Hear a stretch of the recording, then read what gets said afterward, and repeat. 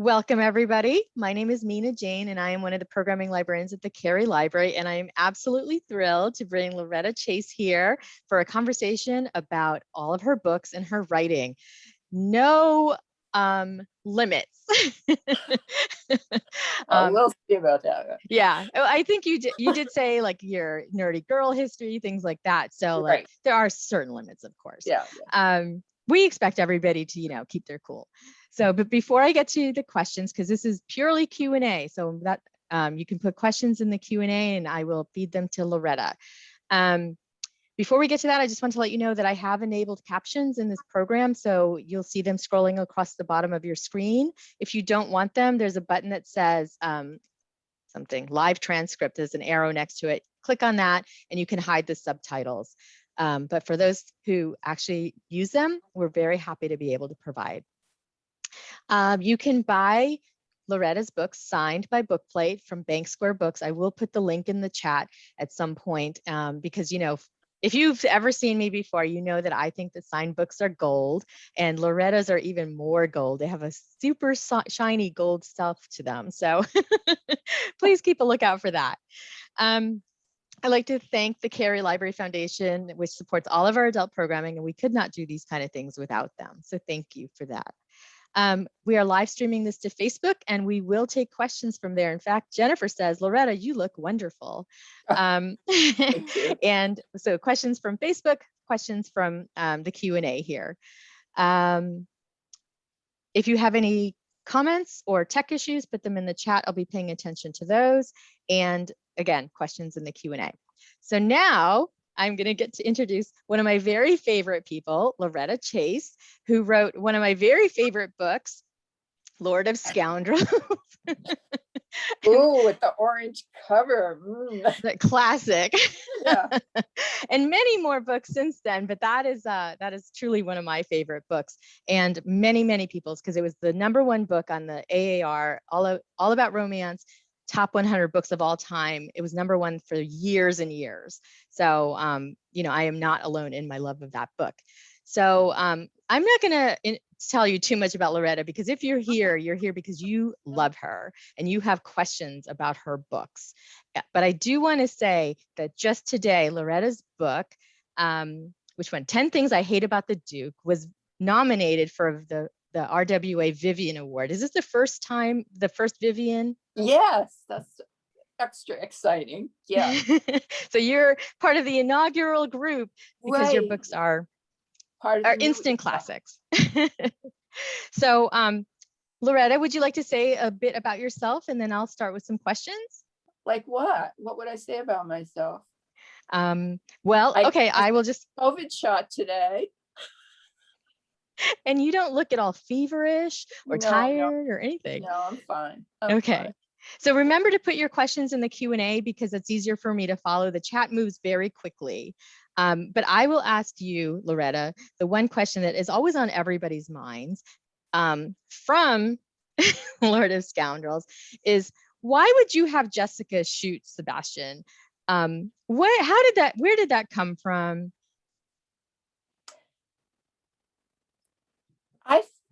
That question is so interesting to me because it never dawned on me that there would be anything odd about it when I was writing the book.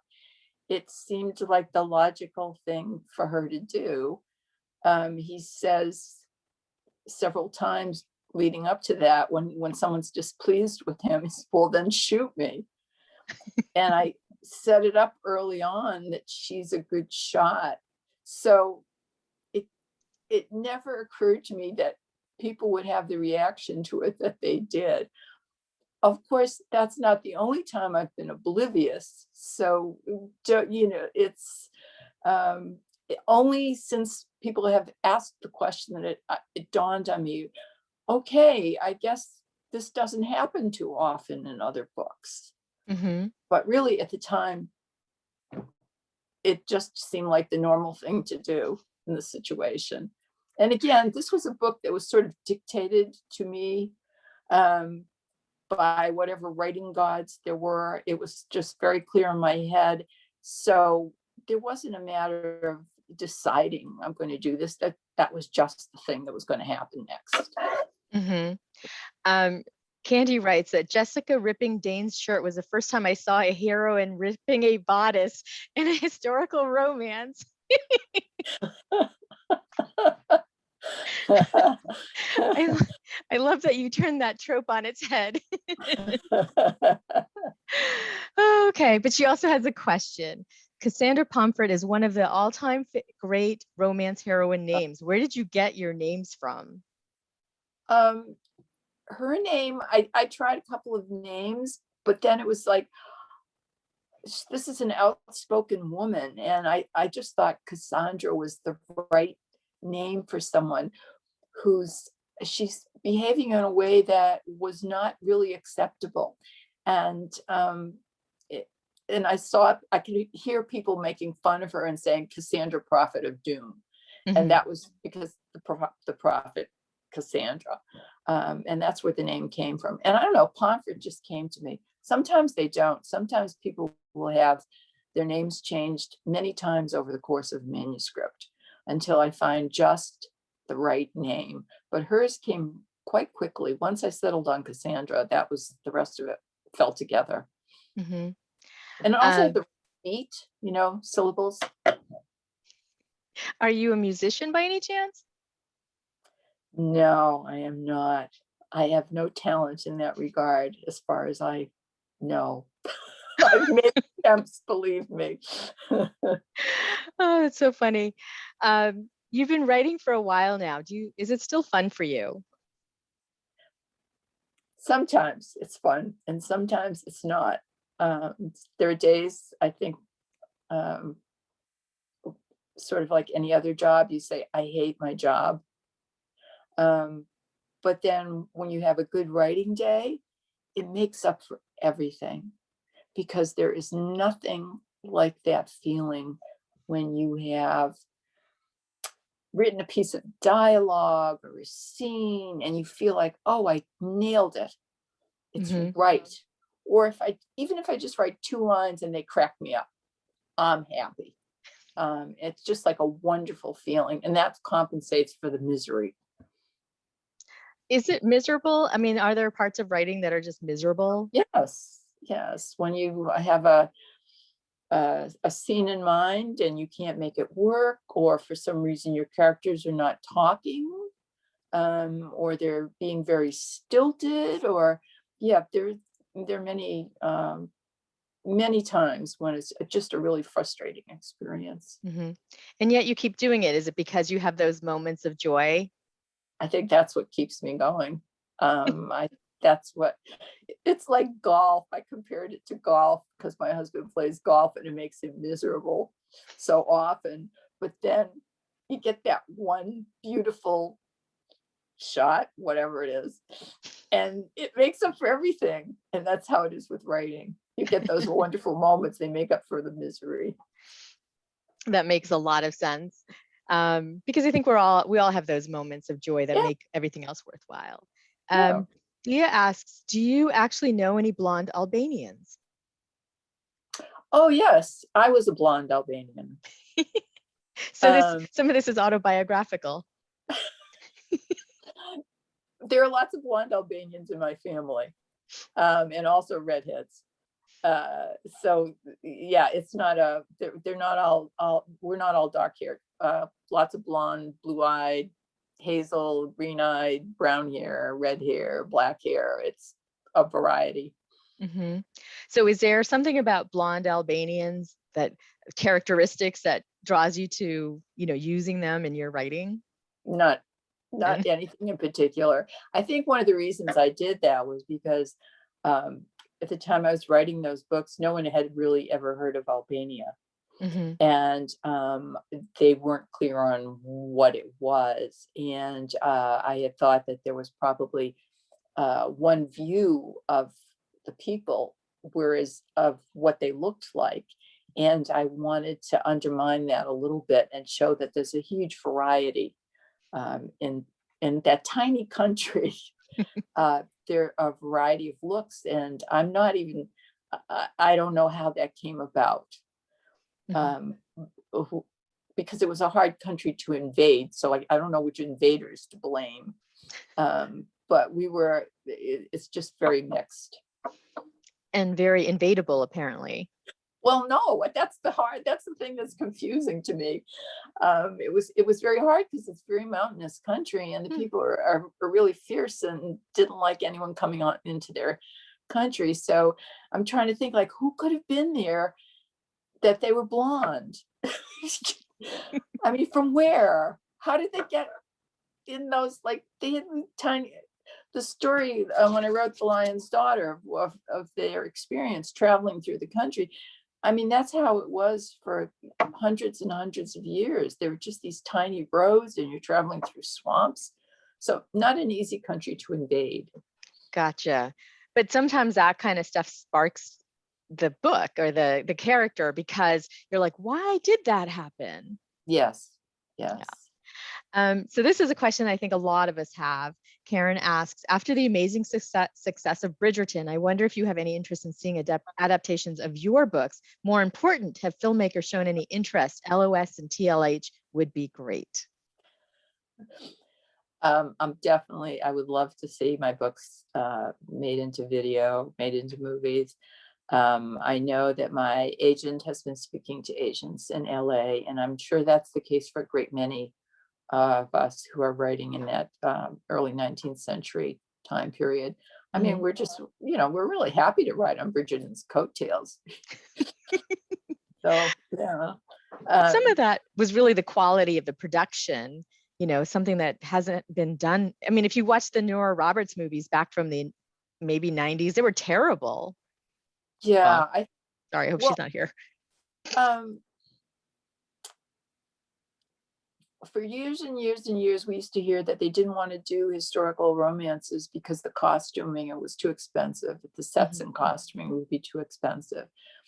And I always thought that was a little weird because the Brits were doing all these historical dramas, and that wasn't an issue with them. And they did incredibly accurate historical dramas. But whatever it is that Bridgerton has accomplished, I'm happy about it. And if that changes the tide and they start making more movies about our books, wonderful. Yeah. And I don't care if the costumes are accurate or any of that. I just, because it's about the story, really. I'm going to fuss about it in my books, but not necessarily for a movie. Just do what you're going to do. Make the people love it. Fine. Yeah. Cindy says it's interesting about Bridgerton. She feels that it needed better characters, which are in the LC books.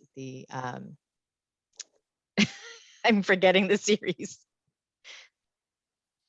But that's we can find good things and bad things about every book, and yours are always really character driven. And I think I think this is what Cindy might be saying, is that would show up so well on screen. Well, I would hope, because my dialogue is strong. That's why I thought that the books would make good movies, because of the dialogue. But for a long time, dialogue was sort of played down because so many movies had to be translated or dubbed or whatever, because they were looking at an international market.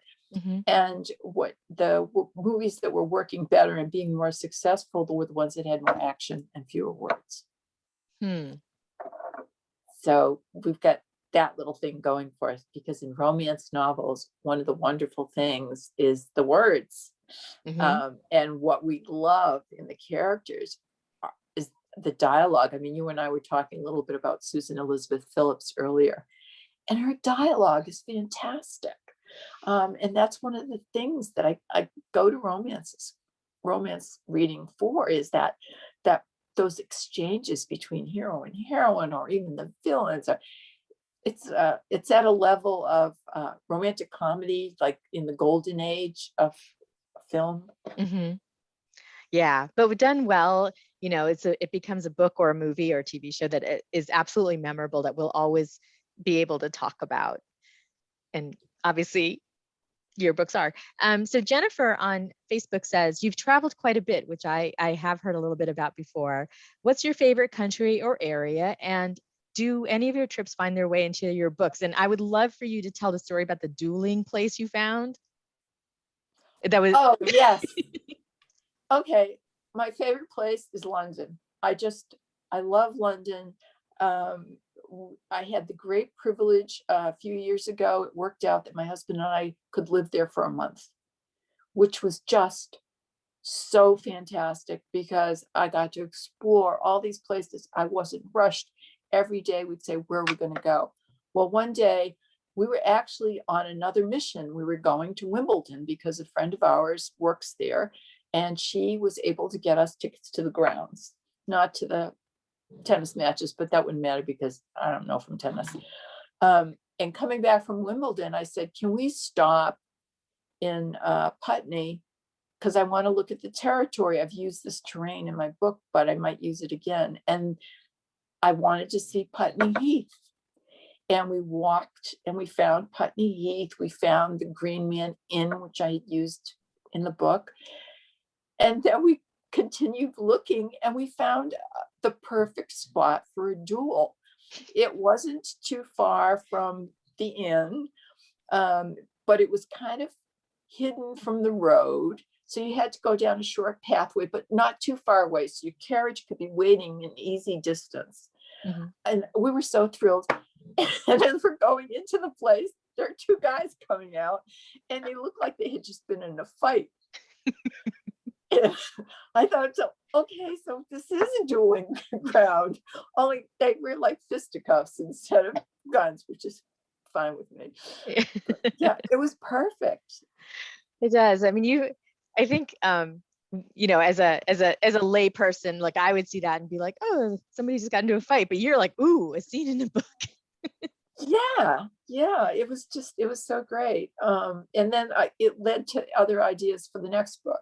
Mm-hmm. So it was a very worthwhile visit. He and I still talk about that day because we discovered so many things just in that one day. And that was the one day we weren't planning to go to a museum. We weren't planning to do research. We were just going to go to Wimbledon and like eat strawberries and stuff. And it turned into such an adventure.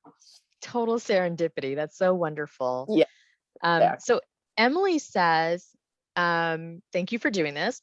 And can you talk a little bit about your process? Are you a pantser or a plotter? As you know, that's one of my very favorite questions as well.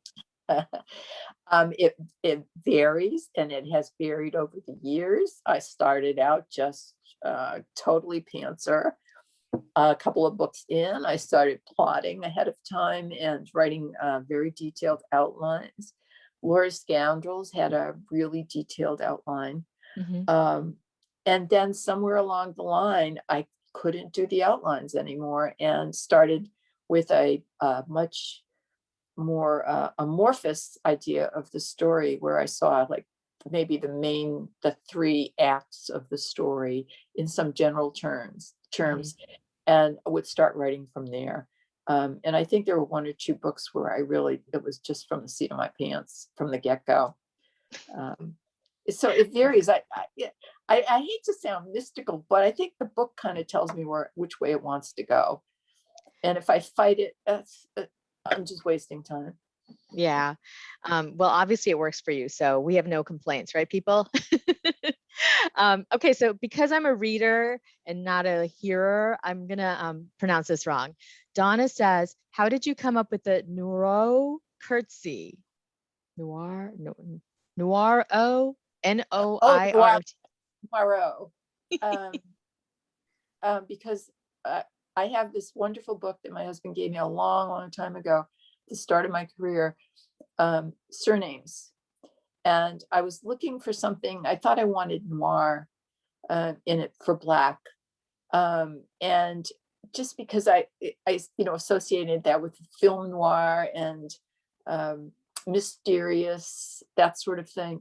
And that's really very often the names have some kind of other meaning, or else I picked the name because of a locale that it belongs to. The book is really invaluable in that regard. But the thing was, with that name, I had previously written a book, and I can't remember which one it was, where I refer in passing to a character named Fanchon Noiro.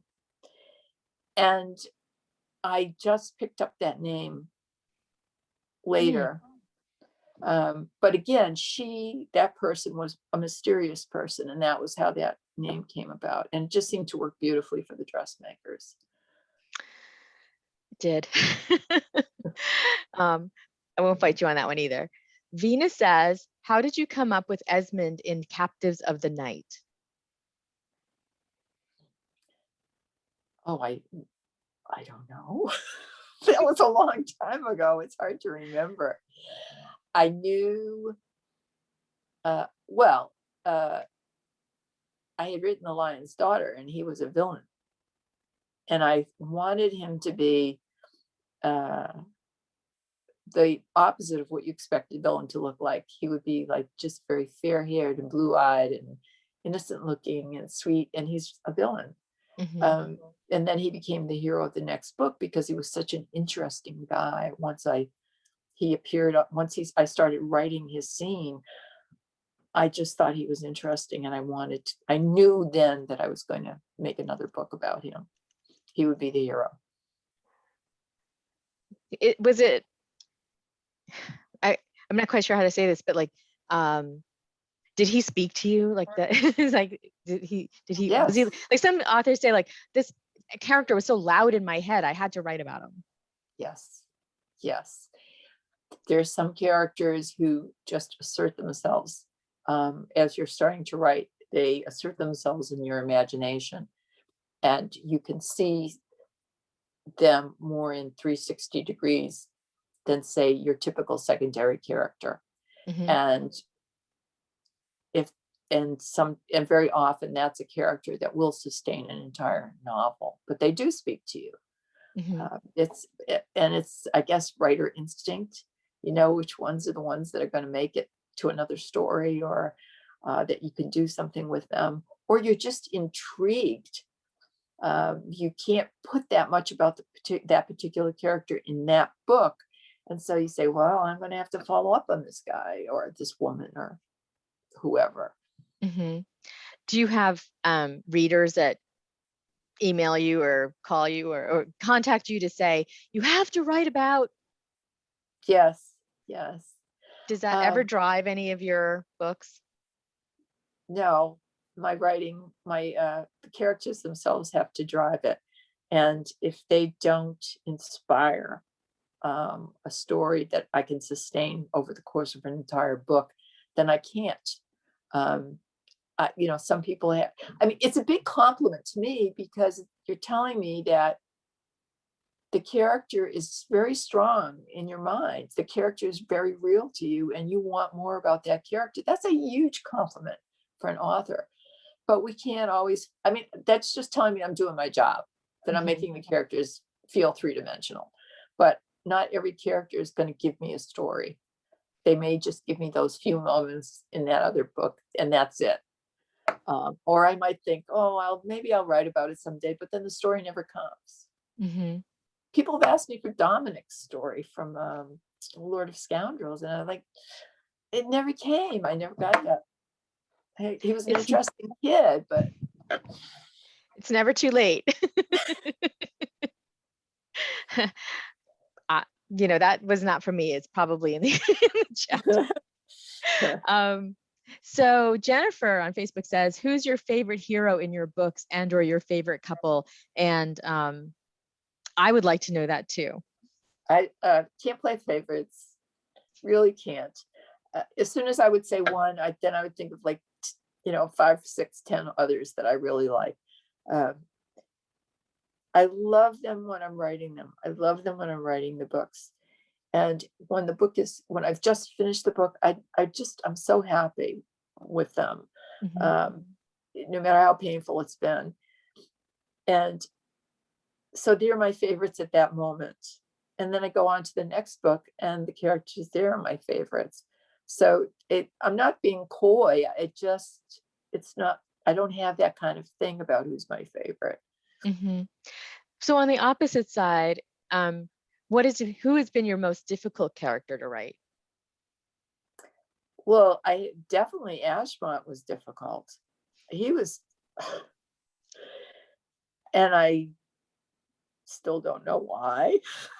I just had an awful time with him. I think I must have rewritten that scenes hundreds of times. Thousands of pages have been thrown away in that story. He was particularly difficult. I know I've had difficult ones in the past, but that's the one most recently that comes to mind. Good to know. He quite the character. In response to your question about your favorite character or couple, this is a little bit of a follow-up from Lillian, who says, it's not really a question, but one of the things I love about your books is the sense of joy. It's not just the happily ever after, but the joy your characters share. So that ending really resonates with so many of us. That's how I want people to feel. That's how I feel when I finish. And that's part of the thing about writing romance is conveying that joy, the joy of a wonderful relationship. It was like watching the scenes that they've been playing lately about Queen Elizabeth and Prince Philip, that whatever any of us thought of him as an individual, whatever, that was felt like a very strong relationship, and that they had a sense of joy in each other. And I think that's like the best thing about love, is if you get that from your partner and you have that in your relationship. So that's something that's like, it seems like it's sort of a no-brainer. That's how romance should be. Right. We're creating an idealized world. Yes, it should be joyous. I saw a picture recently of Queen Elizabeth with Prince Philip, and she was giggling. She was probably like 95, 97 years old. And I thought, if you can still giggle with your partner after 55 years together, or however long it was, that's amazing. Yeah. And that's what I think a romance should be. Well, and a couple people have asked here about the humor that you write with. How do you come up with the humorous dialogue? Is it part of your personality, or is it the characters speaking through? I'm not that funny in person. I think you are. I don't know. That's what happens when I write. That's the way it comes out, and I've been drawn to it. It might have a lot to do with the way I grew up, and my father was a jokester, and also I watched so many movies from that golden age of cinema where the dialogue, that witty dialogue, was so important, and I think that I absorbed that by osmosis, and that my favorite writers were witty. And so it might be, it's partial learning by osmosis, partial personality, partial family, but that's the way it comes out when I write. I think the only way I can write really serious, I would have to be very depressed. We don't want that, so keep doing what you're doing. So Elaine says, can you talk a bit about Mr. Impossible in that family series? It's sort of a pretty big question. So if you want to answer anything that comes to mind about it, any aspect of it. One interesting thing for me in writing that series was I'm looking at a family and the way different members of the family view one another.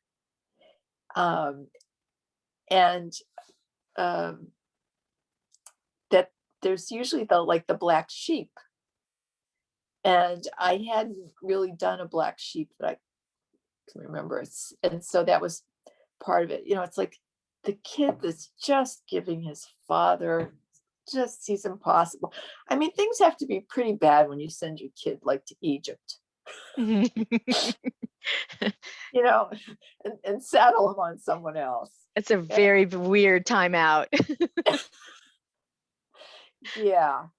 So I will say, even though I talk about I don't have favorites, I love Rupert. It was such a treat to write a guy who didn't have to be really clever.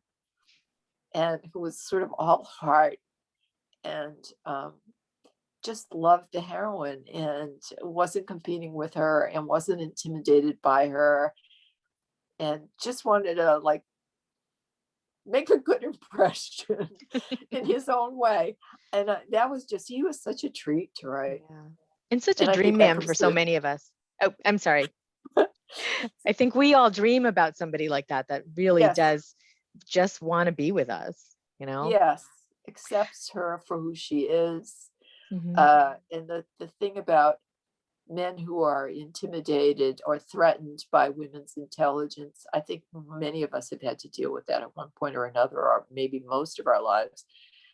And so again, that romantic ideal is, here's a guy who thinks it's great that she's so smart, you know, Mhm. and he's bragging about how smart she is. Yeah. I, yeah, love him. Which actually brings me to Nicole's question, or a comment that I want to ask a question about. Nicole says about your heroines are very strong characters, and you started writing sort of at the end of that bodice ripper era, where the women were not perceived to be strong, although they always got their happily ever after. So Right. how did you turn that on its head to write the kind of books that you have written? Well, part of it was I came to writing romance as a feminist. And um, just didn't want my heroines to be passive. And I loved the idea of women rescuing themselves, speaking up for themselves. Mhm. And even, I grew up in an era where we were still being, in an obvious way, encouraged to hide our intelligence. Mhm. So I wanted to turn all that on its ear. I was rebelling against that patriarchal view of women in relationships and women in their careers, etc. So I came to that deliberately as a feminist. It was not an accident of fate. And it was one of the things that I wanted to do that I had not seen so much in the historical romances up to that point. But when I came in, there were people who were already starting to do this. Um, so I found this company of other writers who, like me, were feminists Mhm. and, like me, wanted to create the stronger heroines. So I came in, I think, at a great time. Definitely. Would one of your fellow writers be Julie Garwood? I didn't know Julie Garwood at the time. Okay.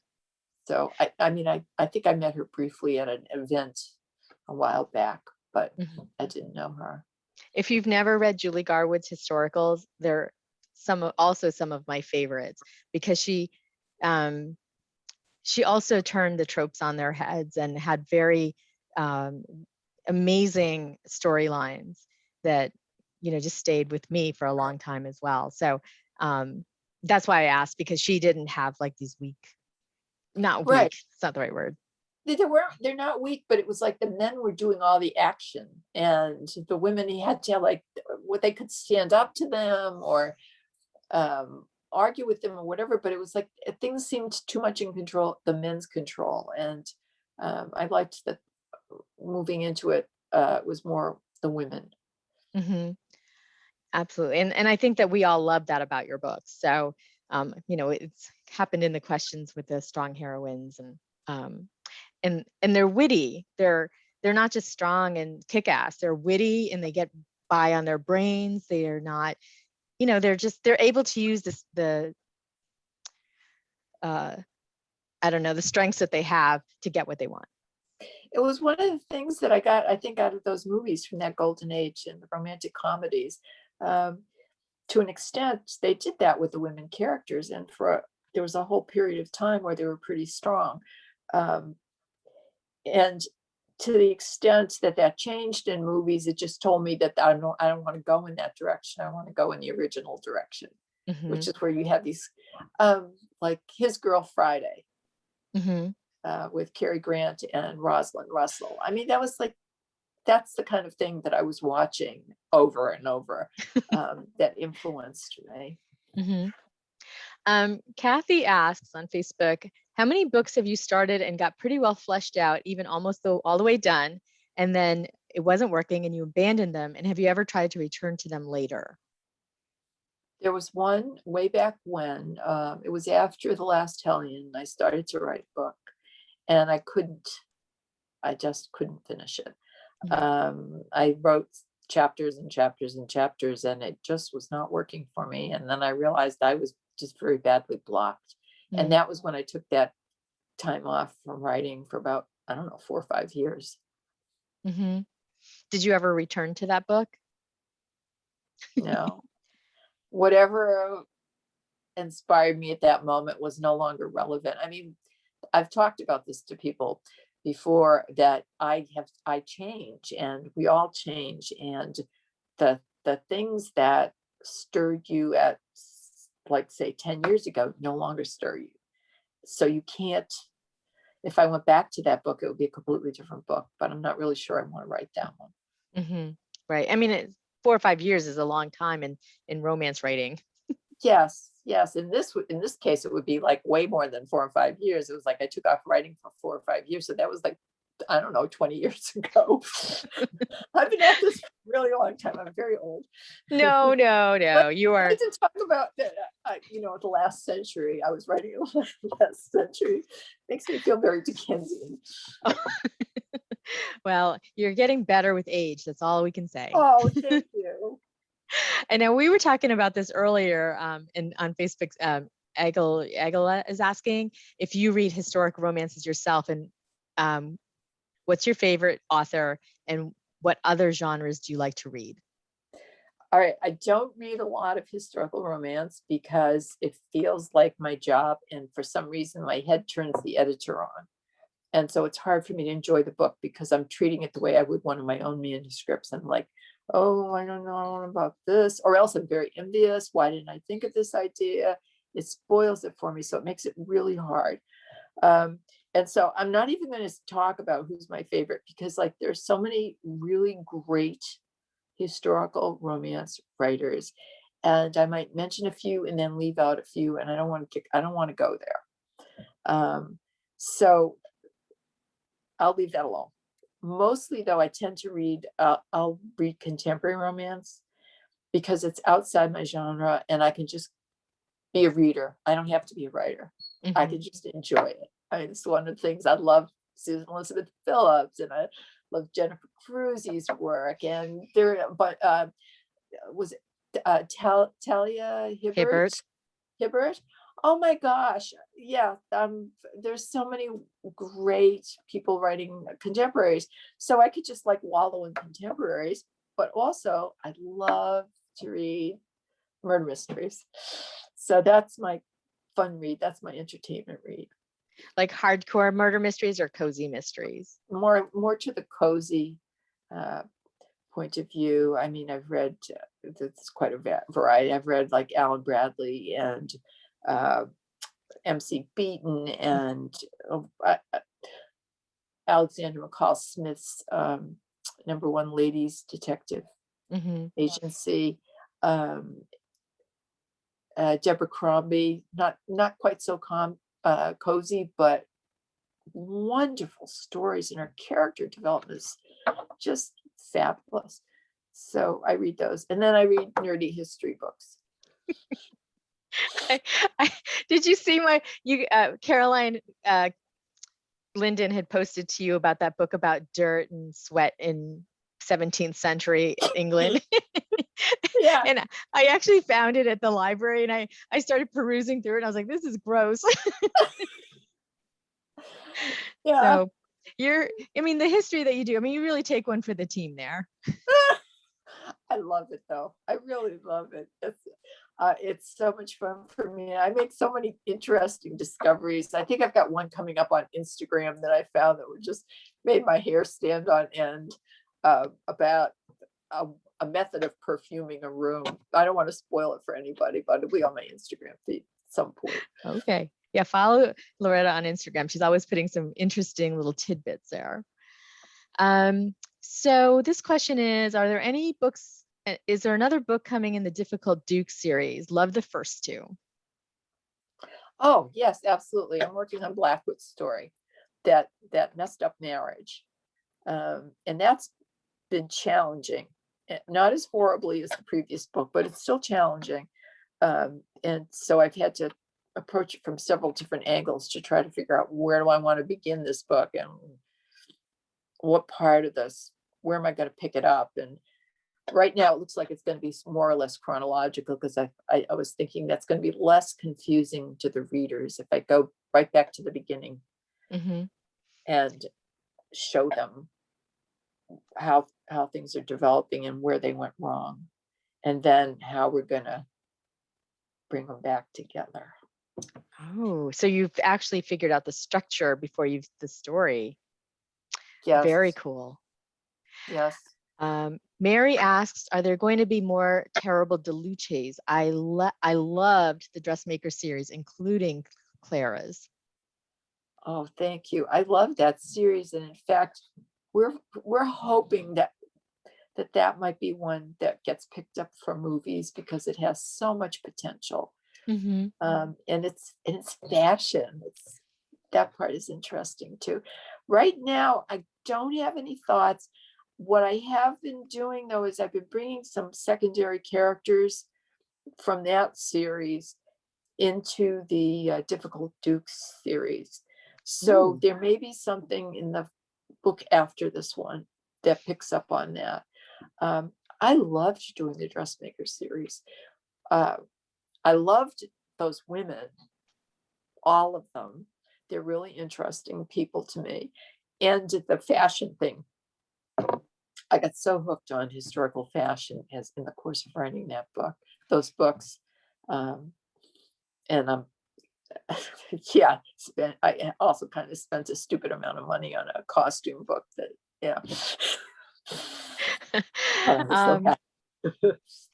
well, as we know, writing is sort of a solitary endeavor, right? So like spending a little bit on a research book is okay. Well, I realized it. I haven't been to the hairdresser in over a year. And yet you look fabulous. Right. I haven't been to the spa. It was like, okay, I can buy this very ancient book. So I did. Well, we all think you should do Right. whatever you need to do to keep writing. I'm getting a lot of comments about how much everybody loves your dialogue, the banter, the characters, all of that. And actually somebody said Kate Reading is the perfect narrator for you. She has all of the audiobooks.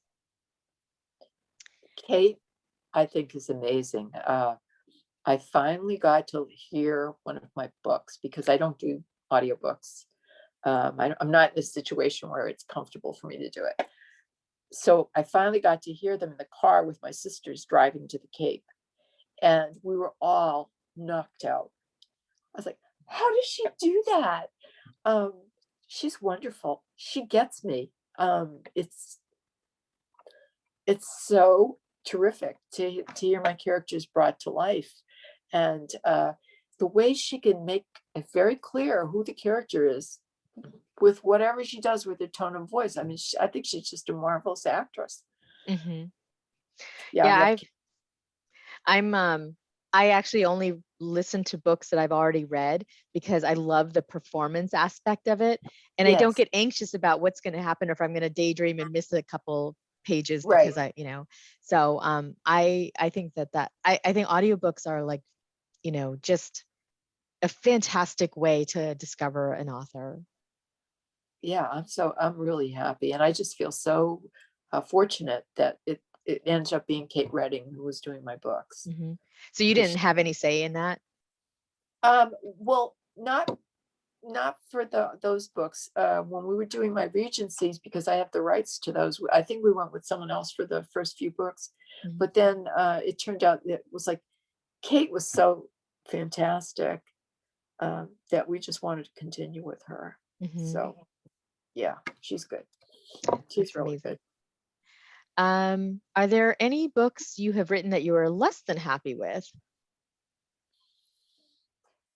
No, not, I mean, like now looking back on my, like overall, just my whole career, uh, I would go back and probably rewrite the books and everyone would hate me because I'm a different person. But uh, with every book, and this is part of the reason it takes so long, I do the very best I can, the very best. And sometimes that makes the books late. So that whatever I turned in at that point, and then after it's gone through its different edit phases, that's the very best that I could do. So I'm happy, and I can't even remember a time when I've turned in a book when I was not happy with it. By the time it gets to that point, I've already suffered. I've already fought with it if I had to. I've had my trials and tribulations. So no, there isn't. There are lots of things I would fix in the books at this point, based on knowing more, being older, more mature, whatever. We change as we grow older, we evolve. So I would change them, but then I don't want to. I think that they should just be the way they are. That was what I wrote then. Right. And it gives you more time to write new books. Yes. Yes. Karen asks if you could tell us a little bit of how you became a writer of historical romance. I had not been a reader of romance, and I had my college education, and before that was people looking down on romance and calling it trash, so I thought it was. And I made fun of my sister who read it religiously. And then at whatever point it was in my life, when I was talking to my husband about what I wanted to do, and I wanted to write a novel, I was looking for something that would give me structure. And I knew the genre fiction had structure. And I ended up not writing mysteries, even though I love them, because I didn't think I was capable of that kind of, whatever it is to do, make that kind of a plot. But I realized that all the books I loved, the things that I liked about them tended to be the love story. And many of the books that I loved, the love story did not come out right. They don't live happily ever after. You know, the classic fiction, the patriarchal view of great literature. It's like everyone has to die or something. You know, it has to be tragic. Tragedy is superior to comedy. So I realized that romance did what I wanted it to do. There was a love story, and people lived happily ever after. So I started really researching, and it seemed like historical romance was the place I needed to be, because that's what I liked. I always liked history, and I liked British history, and I had read 19th century British literature. So it was kind of a going with what I loved. And it sounds like sort of a new discovery for you too. It was. I didn't grow up with romance. And so people would be talking about all these writers who, that were a big deal to them. I had no idea who they were. I didn't know their work. My introduction, I read a few historical romances, but my introduction really was through Regency. My sister said, why don't you try reading some of these? And I read some people like Edith Layton and Joan Wolfe, and there was that whole group of the Signet writers, the Signet Regency romances. And I said, this looks like more like my speed. Like, this looks like what I want to do. And I saw like witty repartee, and they weren't in that, I hate to say bodice ripper style, but they weren't in that saga style. They were just these little contained sort of drawing room comedies, and I loved that. Reminded me of Oscar Wilde and P.G. Woodhouse. So we do have a lot of questions, but I want to ask you one thing from myself, is that you were on our Bodice Ripper panel it was called Bodice Rippers in the Era of Me Too. And you had the best response. I don't know if you remember, to why, because you never like poo-pooed the Bodice Rippers, like the 80s, 70s and 80s books. And I don't know if you remember what you said, but it really was so wonderful, because all of us that read those books, are we supposed to feel shamed for enjoying them? Right. And I don't know if you remember what you said, but if you do, I'd love to hear it again, because I thought it was wonderful. Well, one of the things, I'm not sure, I don't remember what I said either, but I know that I thought was important was that in those books, women were exploring their own sexuality without shame. And the way they did that were those scenes that now are unacceptable. The bodice ripping kinds of scenes where the guy just sort of asserts himself, or they're really, rape, whatever. Which now is like, ugh. But at the time, women were growing up that nice girls didn't do that. So how do you do it? It's against your will. So that made it okay. So that's why I don't fault those books, because they were opening up a new world to women and allowing them to explore the sexuality, find that what appealed to them. And it was in combination with romance, which other books, which like pornography doesn't necessarily give you, it gives you the sex, but not necessarily the romance part of it.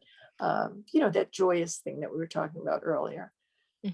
So I'm not sure if that's what I said before, but that's what I have felt all along, was that they were opening up brand new world for women writers. Right. And for writers coming after them, so that we could turn it around. I'm not a writer, but we could turn it around to something that was more acceptable, as we learned more. Right. But what they were writing was acceptable at that time, and it made it acceptable at that time. And I think that's the way that they sort of drove a wedge into that patriarchal view, the sort of slut shaming view. Oh, you shouldn't be reading those dirty books, or, well, yeah, but she couldn't help it. Well, that was the way to get to explore that.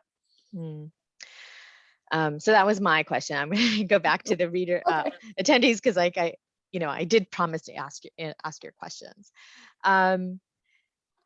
Let's see. A couple of people have asked, who are your favorite writers? Oh boy, I have so many favorite writers. How about your top five? Everyone knows I love Jane Austen and Charles Dickens. So that's, and then after that, like there's like everyone else is tied for 42nd, whatever. I mean, it's for 42nd. I've never heard that. I love Oscar Wilde. I love P.G. Wodehouse.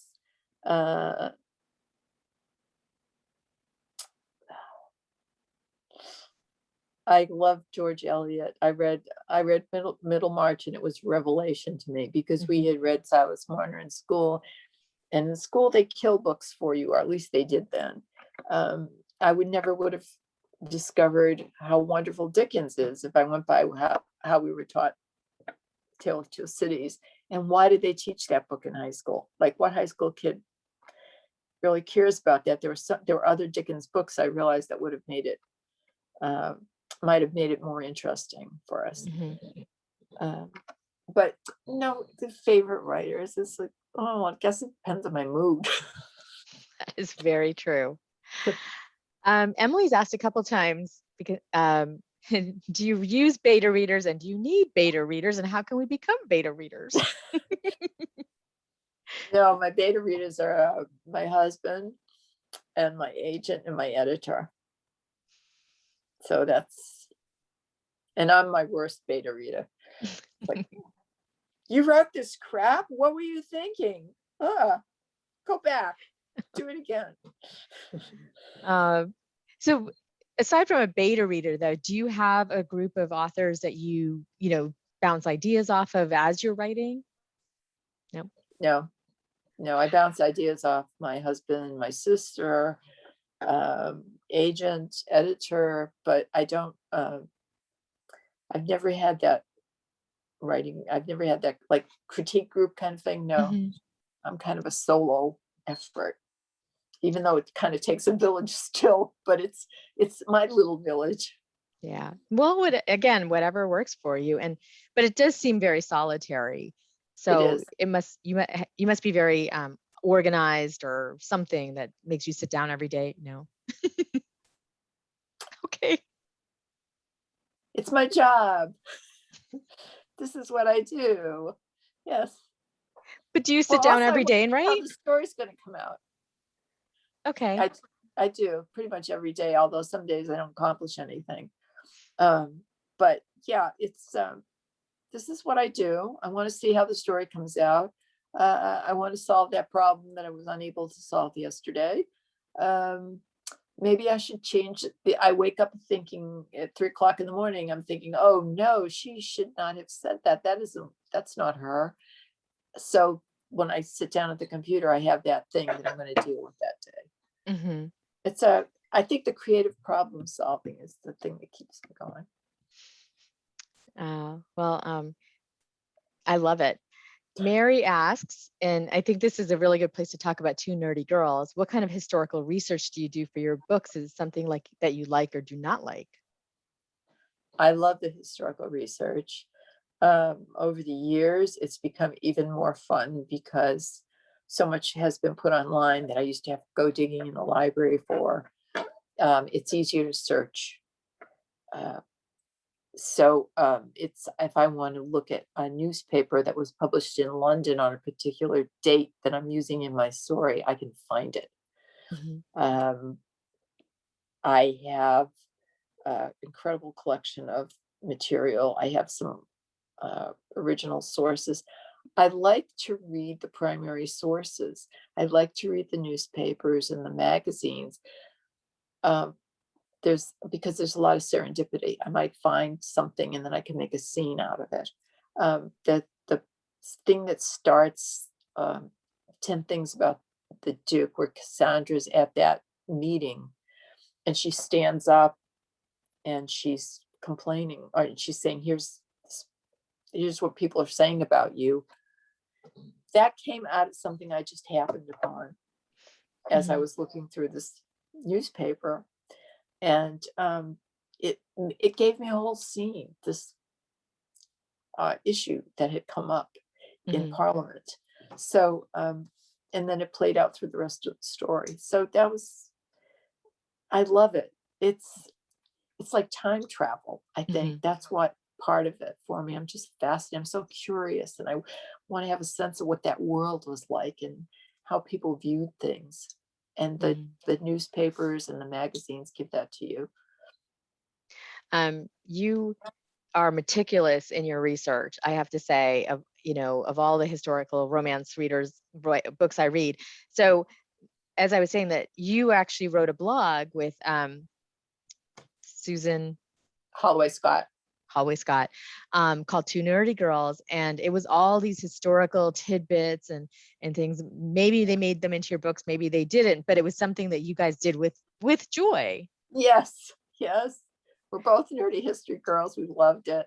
We went to we met at Colonial Williamsburg a couple of times, and the people there were just so nice to us. As soon as they found out we were interested in history and we wanted to know how things worked. I mean, and yes, I went behind the scenes and they showed me, for instance, how the windows worked on a carriage, the carriage construction. That was how I learned how a postilion drove a carriage, which I was able to turn into various blog posts. Yes, and then Susan and I, right now, we haven't been talking very much because she's trying to finish a book, but we talk every day. She sends me images she finds of like interesting hair from the 1830s or a really cute guy or what for inspiration. No, we love that stuff. Still doing it, but not with the blog anymore. Mm-hmm. So, but the blog is still there. Like if people wanted to go back and Yeah. read some of your past. Okay. And I go there. It's like, did you read an article about this topic? Yeah. I think when you embrace the historical romance theme, I mean, it seems like it really kind of became part of so many parts of your life. Yeah, it just resonated, and I made the right choice. It was a similar thing to when I was in college. When I first went in as a freshman, I thought I was going to study psychology. Mm-hmm. And after the first semester, I was like, why am I doing this? I like to read books. I should be doing English literature. And that's what I changed to. And I was so happy afterwards. It's like, I'm in college. This is my opportunity to indulge in this thing that I love. And I think it's similar with choosing to do historical romance. It gives me an opportunity to, it's my job, but I'm doing a job that involves the kinds of things that I love to do. Mm-hmm. Yeah. And then obviously it comes through. Mary asked, and I think we sort of answered this question before about doing any more of the DeLucy characters. And she brings up the con artist concept. Are you going to have more, not necessarily them, but like, that kind of concept for any of your future books? Okay. That's an interesting question, but I'm trying to, I can't really get hold of it. Can you clarify what you Let's see. I would like to, if there are going to be any more terrible DeLucy characters, which I think she did ask before, and we talked about a little bit. She said they're so cool and as continuing characters and the con artist concept. Yeah, I like con artists. So they're probably going to be con artists. Why can't I pronounce that? And one of my favorites who keeps popping up in the stories is the guy who was the kid who was Fenwick in the DeLucy stories. And then in the Dukes Prefer Blondes, you get a hint that he was, Raven knew him by a different name. And so I picked up on that and stuck him into the difficult Duke's books as Jonesy. And he's a con artist. Mm-hmm. So, yes. So I am fascinated by those kinds of people. That's one of the things I really liked about writing the DeLucy's, because they're a little unscrupulous, and that's sort of. It brings a certain different, characterization to your, stories. But I love the, like they do it in TV shows, the crossovers, having characters from different series show up in other series. I love that. Yeah. Let's see. Emily asks, how long does it take you to write a book? An eternity. It takes me an eternity. It used to take me about a year, and now it takes more. It takes like about 18 months, 2 years. My husband, if he were here, he would be laughing. 3 years. It takes longer than it used to. But, the quality is just, you hear about people churning out books and they're just not as deep and thoughtful and researched as yours. So it makes sense that it would take time. It's also, I mean, I think there's some people who write faster than I do, who do write books that have, they have depth and three-dimensional characters and that sorts of things. Some people are just more efficient than I am with their time. And it may just, it's like the way your brain works. You do the best you can with what you've got. And for me, it just tends to be a very slow process.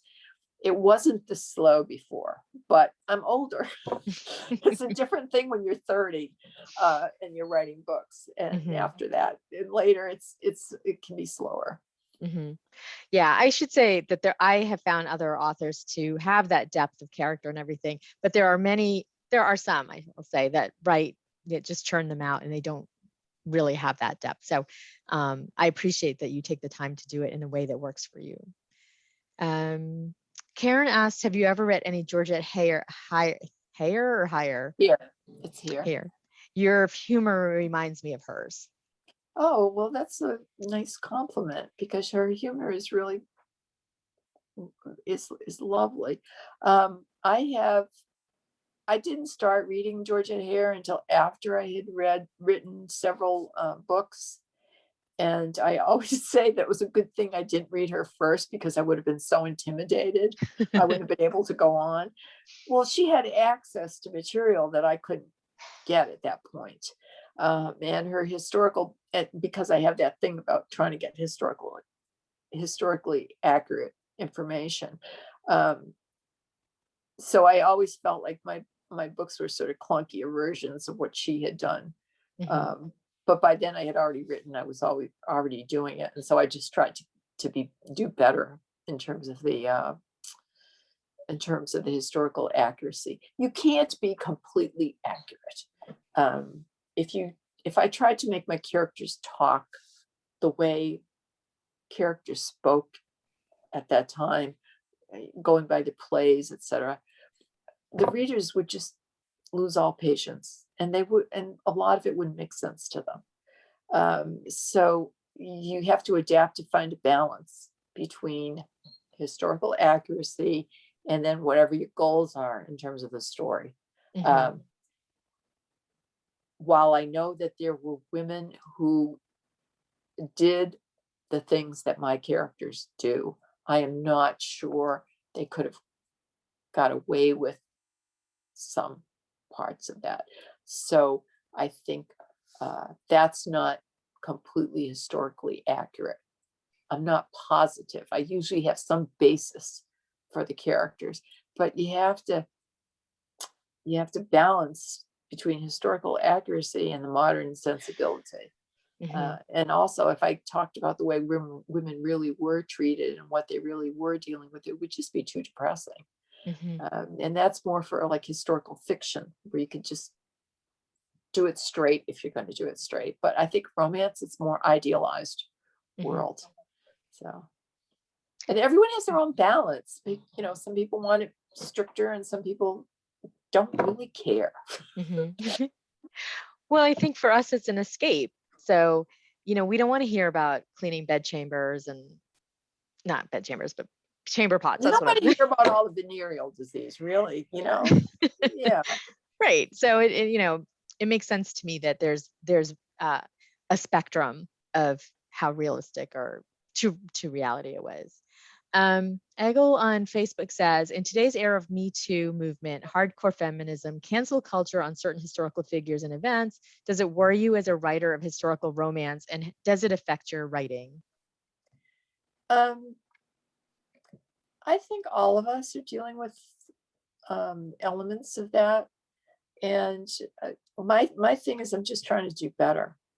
Um, I have always approached my writing as a feminist, um, but I don't think I was quite as conscious. I definitely wasn't as conscious of the white supremacy issue until it started being brought to my attention. And then you start paying attention and you try to learn. Mhm. So, yeah, those things are in my mind. And the more I learn, the more I try to do better. You make mistakes in the past, or you just didn't know in the past. Well, I can't go back and fix everything if I did it. I don't even know. But if I did things um, that are disturbing to people, it certainly wasn't intentional, and it was done out of ignorance. Mhm. So now I'm trying not to be so ignorant. Right. I mean, we can always only move forward. Yeah, yeah. But yeah, I think you need to pay attention to those things. Absolutely. Um, and we do hear a lot about, writers paying a lot of attention to those things and making sure that, I mean, Sarah McLean comes to mind, who, in 2016 had a book almost done, threw it away and started over again because she's like, Yes, that's not how I want to write this book. exactly. Right. Yeah. So Isabella asks, we just have time for a couple more questions. Isabella asks, do you have any particular writing rituals? Well, there's the procrastination ritual. There's the one where I look at my email and then I go look at some pictures on Instagram and then I go to Facebook and then I think, I maybe have to do a little historical research. I think I'll go with the Boston Public Library and see if I can look at those news, things like that. Yeah, those are my rituals. I do try every day to finish my breakfast, which comes later and later, and come upstairs and go to work. Mm-hmm. But it may be a while before I'm actually writing.